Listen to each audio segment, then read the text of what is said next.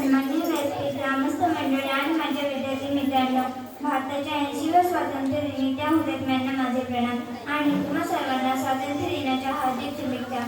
तुम्ही एक दिवस नक्कीच भारताचे पंतप्रधान व्हाल अशा शब्दात पंडित नेहरू यांनी त्यांचा गौरव केला.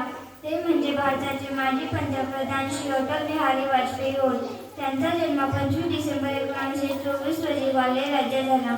व्हिक्टोरिया कॉलेजमधून राज्यशास्त्र विषयात त्यांनी मास्टर पदवी मिळवली. 1942च्या भारत छोडो चळवळीत भाग घेतल्याने त्यांना अटक झाली. भारत स्वतंत्र झाल्यावर अटल बिहारी खासदार म्हणून निवडून गेले. त्यांची भाषणे उत्तम व दर्जेदार असत.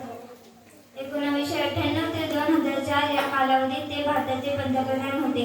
पंतप्रधान असताना अटल बिहारींनी कारगिल युद्धात पाकिस्तानचा पराभव केला.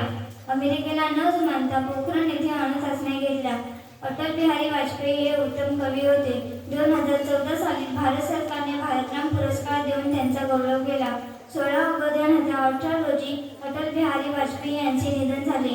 मी अटल बिहारी वाजपेयींसाठी एवढेच म्हणेन, कारगिल युद्ध में किया जिन्होंने हिंदुस्तान को विजयी, कारगिल युद्ध में किया जिन्होंने हिंदुस्तान को विजयी, भारत के अनमोल रतन अटल बिहारी वाजपेयी, भारत के अनमोल रतन अटल बिहारी वाजपेयी. जय हिंद.